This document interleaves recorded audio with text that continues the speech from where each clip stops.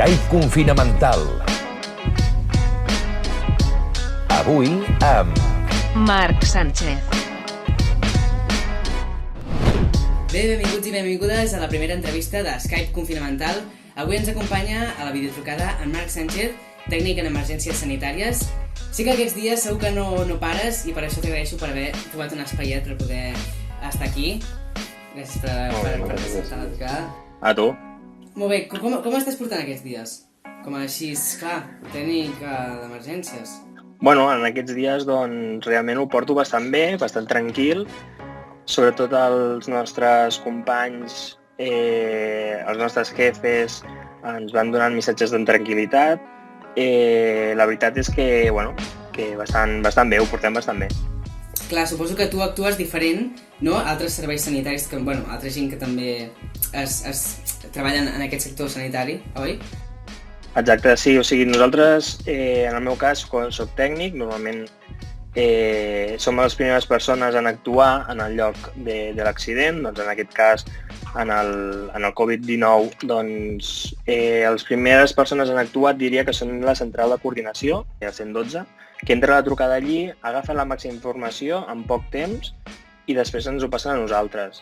Llavors nosaltres amb el que tenim i el que es diuen avaluem i doncs posarem el pacient al lloc on més adient. Per exemple, en aquest cas són els hospitals, no? No portarien un Covid-19 en un CAP.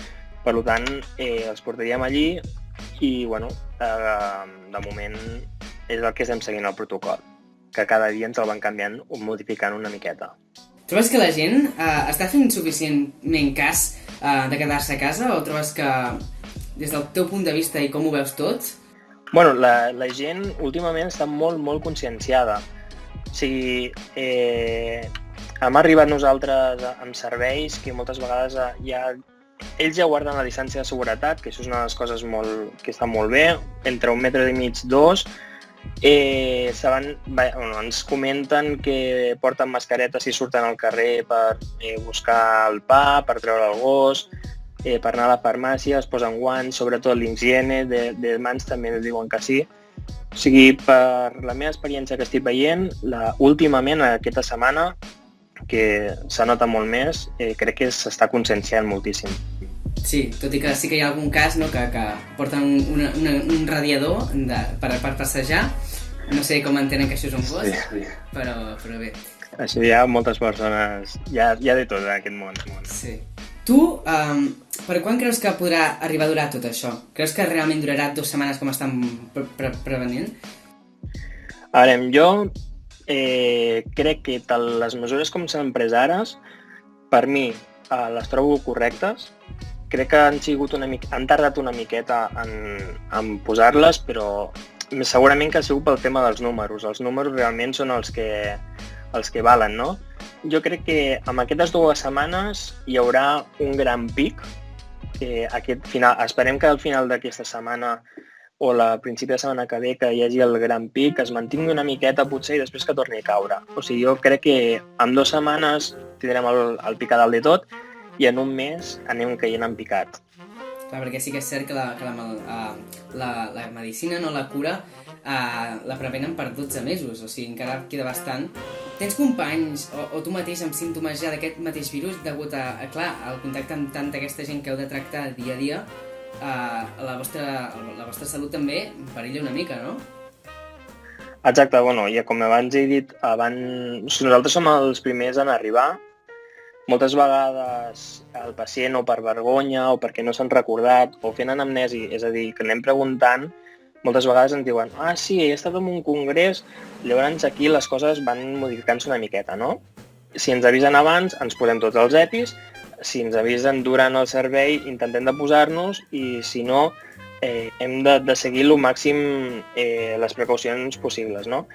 En la pregunta dels companys, si hi ha alguns companys que tenen tos, tenen febre, tenen dificultat de respirar, sí, hi ha algú que sí que té aquests signes i símptomes. En principi han fet alguna prova, han sortit negatives, per tant no sabem si és per una grip comú o és perquè s'ha exacerbat la seva patologia, no? Bé, fa uns dies també Quim Torra va proposar el confinament de tota Catalunya, tot i que després crec i tinc entès que el govern espanyol no li ha permès, tu realment confinaries tota Catalunya segons el teu punt de vista? Sí, jo ho faria. Jo, per medicina preventiva, confinaria tot el que són les comunitats autònomes, no? Per causa major, llavors sí, la mobilitat, no? Com s'està fent més o menys ara de les fronteres, només poden passar mercaderies i gent que viuen aquí, no? Jo sí, jo sóc de les persones que tancaria la comunitat i fer la prevenció ben feta. Us esteu quedant sense material, com molta gent diu, o sí? Sí, ens estem quedant sense material. És una de les coses que a nosaltres ens han demanat i que ara, mascaretes d'aquestes, per exemple, FFP3, són d'unes de les que aïllen més, ens estem quedant sense, ens estan demanant que reutilitzem. Perdó, sense per vosaltres o també per donar a la gent que... No, per nosaltres. O sigui, nosaltres tenim els nostres EPIs, ens estan acabant els EPIs, això sí que és veritat, sobretot a l'hospital. Pel pacient posem una mascareta quirúrgica, com una mascareta de paper, perquè ens entenguem. Sobretot ens estan acabant aquests, perquè hi ha molts pacients que van cap a l'hospital, cap als CAPs, llavors directament ens els hem de posar, tant nosaltres com els pacients. Llavors, clar, estan gastant moltíssimes mascaretes. Llavors ens estan dient que les reciclem, cosa que per fer un servei possible ens diuen no, si és possible o és confirmat, tireu. En canvi, si són altres serveis, doncs sí que anem reutilitzant una miqueta perquè no tenim material. Realment és que no en tenim de material. Tu i els teus companys també us heu trobat amb la situació d'haver de fer masses hores més extra?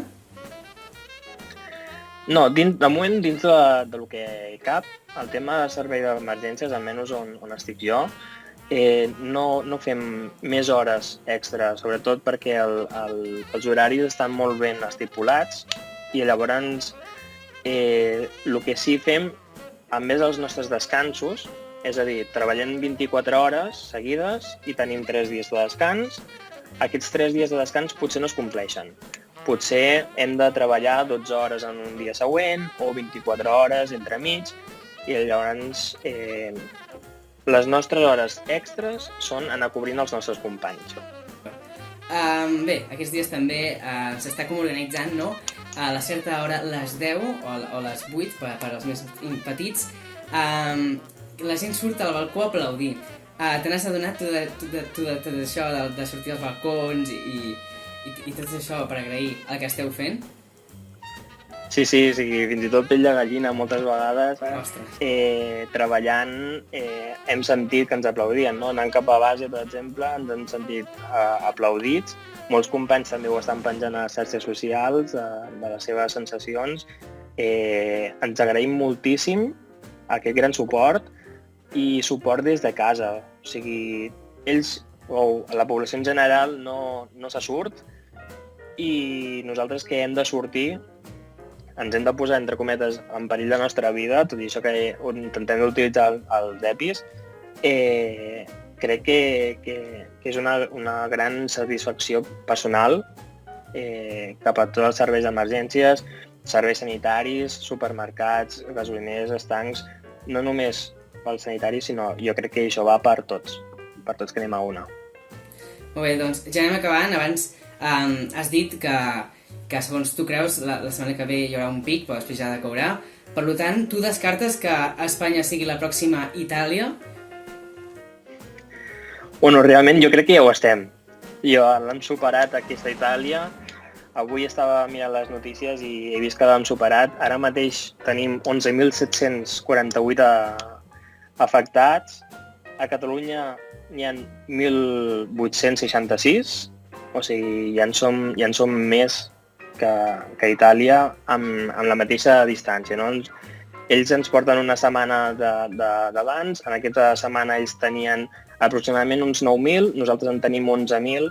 Jo crec que sí, que hem superat i de moment superarem, crec que sí. Molt bé, doncs Marc, moltes gràcies per assistir aquí a l'Skype Confinamental. Res més. Molt bé, moltes gràcies. Skype Confinamental.